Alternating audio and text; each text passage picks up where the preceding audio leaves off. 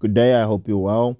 Today, as you can see on the screen, it says thought experiment. Now, there's going to be no visuals, no nothing, but just this. I just want you to hear me out and just lend me your ear for a couple of minutes. So, today is exactly that. That's exactly what we're going to be doing. We're going to be thinking and creating thought experiments. We're going to flex a little bit of brain muscles because as I'm sitting here, I'm thinking about 2030 and beyond. And I honestly believe those years are going to be massive. Now, you might be wondering what I'm talking about. Let me just quickly break it down. The world runs on ideas. Every empire, every product, every business, every moment started as a thought. Something someone imagined could exist or possibly could exist. The richest people in the world have one thing in common with us: not money, but ideas. Not power, ideas. So today I want to share one. In South Africa, as we speak, and in many countries globally, plumbers, electricians, technicians, artisans, they are the backbone of society. And they're about to retire. Many of them are 40 years old, 50 years old, up until 60 years old. And within the next 10 to 15 years, a massive amount of skill is going to vanish from the industry. That means a skills vacuum.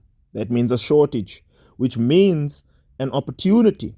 So if you have a child today and that child becomes an electrician, a plumber, welder, or artisan within the next decade, they could be sitting on gold.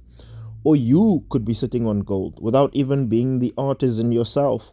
Because you don't have to be the skilled one. You can be the one who runs or owns the business. You can literally partner with a qualified plumber or electrician who doesn't have a job and say, hey, look, man, let's start a business. I run the business and you handle the technical work. Or if you're at varsity, a young adult, make friends with engineers or trade students right now.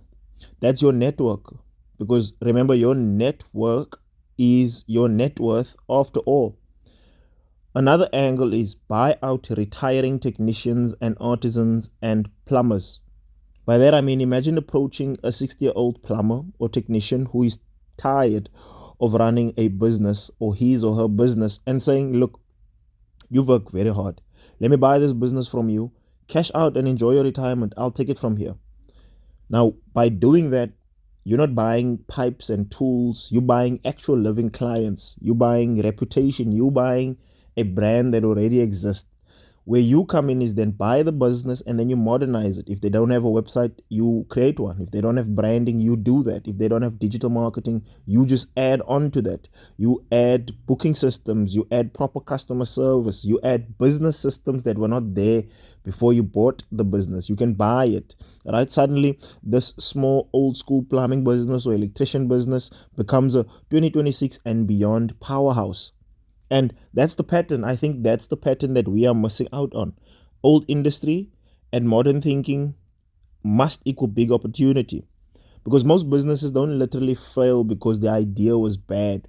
They literally fail because nobody knows that they exist. Now, why am I saying this? Because I have this habit of noticing things that people are walking past, not because I'm smarter or I'm better than, or I think that I'm holier than thou, but because most people are too busy surviving to look up and notice and observe and think. And the truth is this: all of us, everybody has ideas. You have hundreds, maybe thousands of ideas, but until you share those ideas, they do not exist. I want to repeat that part. Until you share your idea, it does not exist. It's in your head, it's just a thought. Because if you think about it, phones were once ideas, cars were once ideas, aeroplanes were once ideas. Everything physical started in someone's mind. And out of billions of people online, if you can just capture even 0.5% of that, or even 1%, and those people resonate with your idea, that's already massive. But nobody will discover you if you keep it locked in your head. It will only stay an idea, it will only stay a thought. So you need to share your ideas, even if people think they are stupid, because there will always be people that think your ideas is stupid, and there will always be those that resonate with you, because there's nothing new under the sun, and you are not the only one to think of this idea, because someone out there is thinking or might be thinking the same thing, and they waiting for someone brave enough to say it out loud, and you might just spark that for them. Now, I understand life is not easy, especially if you're African. Even if you're middle class, it feels like you're always grinding uphill. So imagine how many people are one idea away from changing their lives, but they never speak it, or they never do it, or they never bring it out into the physical world in any form.